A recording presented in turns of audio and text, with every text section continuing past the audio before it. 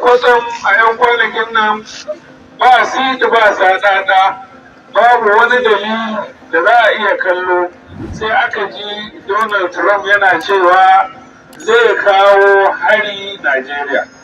Shia Muslims protesting against Donald Trump's intervention in Nigeria, saying that the terrorists are their brothers, their fathers, their uncles, their relatives, that they do not want them to be harmed. They also ended up burning the US flag. This is very abhorrent. This kind of mentality is the reason why Nigerians are so divided, not just along religious lines, but also in ideology. How do these people make this argument? On one hand, they claim that there is no Christian genocide, that all sides are affected. On the other hand, they also claim that these people that are also massacring their brothers should be left alone, that they should not be attacked by anyone. How is this possible? Why should there be a different rule for certain people? This is where the government has failed Nigerians. The law must be enforced by all means necessary.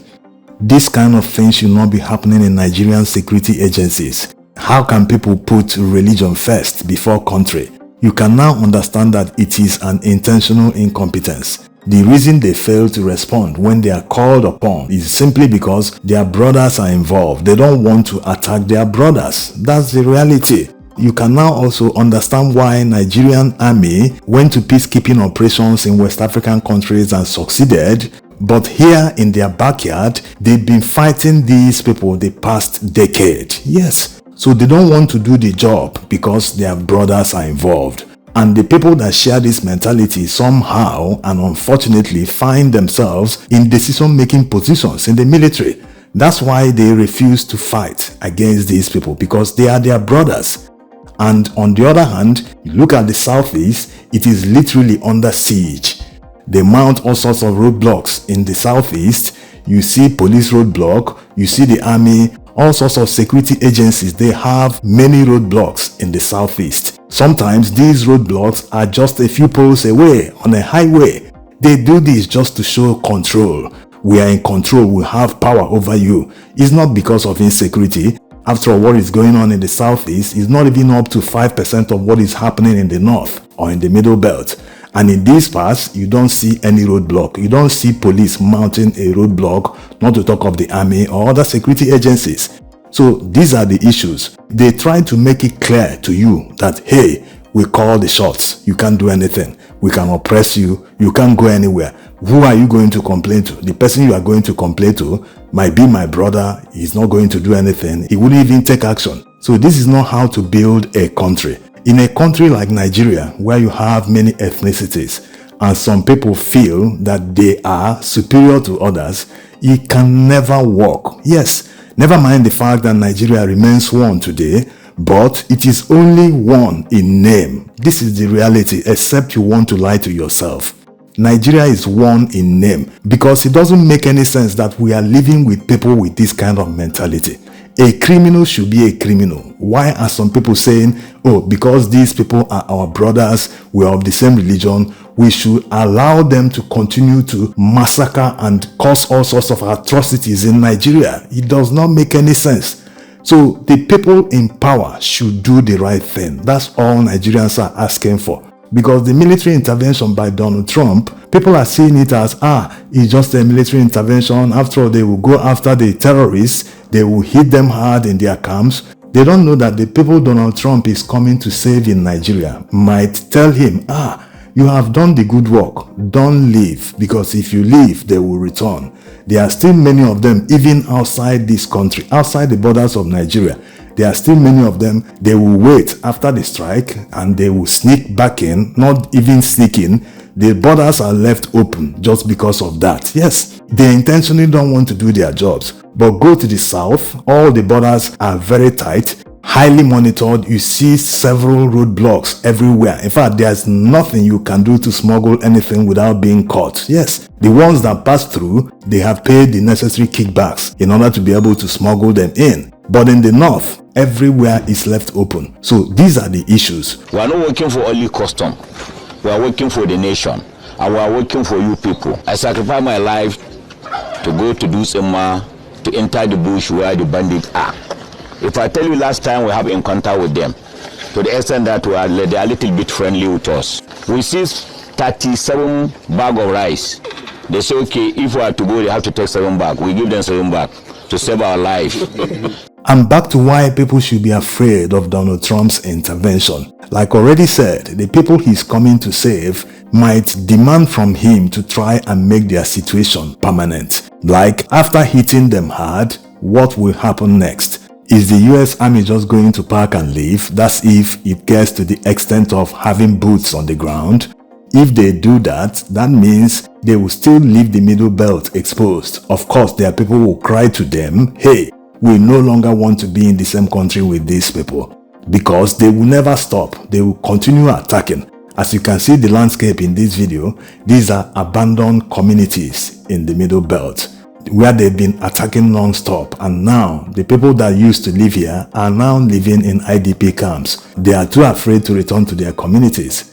So these are the things Nigerians are not seeing. Many feel it's just an intervention. After that, Nigerians will start experiencing peace, especially in the middle belt. But it wouldn't stop at that. The reason people are not championing for that now is simply because you have to be in control of your life, your community, your lands, everything before demanding for independence or something like that. People are running away for their lives. They are being pushed out of their communities. They won't at this state demand for separation or something like that.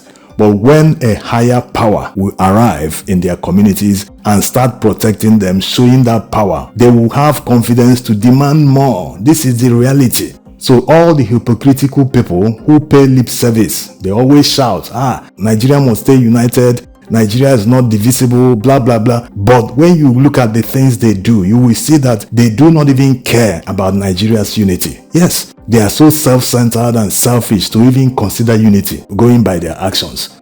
When people fail to uphold the truth, to do the job for which they were appointed or elected, just because of nepotism, cronyism, or favoritism, these are the people that cause division. The people don't care about Nigeria's unity, because if they did, they will not violate the law or things that go against the unity of this country. Blatantly, they wouldn't do that. They will always uphold the law. In this country, we have never had a problem of law. The laws are there, but the problem has always been enforcement, not just at the police level or the security level. That's catching the criminals and taking them to court.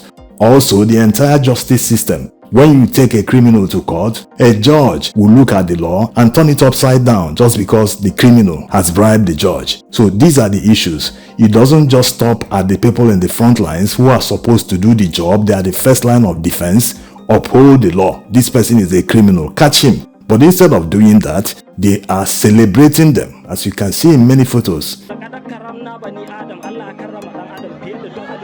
Like this local government chairman from Katsina State, he visited terrorists and took photos with them. He doesn't have the power to determine who is a terrorist or not. Nigerian laws already made that very clear. So you can understand what is going on. These people cannot draw the line just because of religion. They do not understand that the law must be upheld at all costs. Or maybe you say they are intentionally doing it. They are morbidly corrupt. And the fact that they have their people in high places, they do whatever they want. No, this is not how to build a country. This is banana republic level. They cannot reduce every Nigerian to this level just because they are in charge in important positions. No, these are things that are causing division in this country. How can any reasonable Nigerian be against fighting criminals? This is what it means. Despite the fact that these people are harming everyone, including their brothers, there are many roads and communities in Nigeria today that are ungoverned. Terrorists are in charge of these communities. And these people say Nigerian authorities or the US authorities, army or anyone cannot go after them simply because they are their brothers. It's insane. One last thing, this will be the first time in a long time that this religious group will be having a protest in Nigeria without police presence. As a matter of fact, almost all the time, especially under Muhammadu Buhari's administration, that this religious group were protesting, there were always heavy police presence. Many times there were also casualties on both sides. They never allowed them to protest. Even this their leader running his mouth today was incarcerated for a very long time under Muhammadu Buhari's administration. But never mind all they have gone through in the hands of the government, they always unite once religion is involved. They never protest or protested in the past against insecurity, against the terrorists, against bad governance. They've never done that. But now that Donald Trump has finally decided to come and help millions of Nigerians who've been crying to the Nigerian government for help, they've suddenly realized that, hey, we would rather you suffer in the hands of our own brothers than allow someone else to come and save you. That's literally what they are saying in this protest. Nigerians will surely resist. Thanks for watching.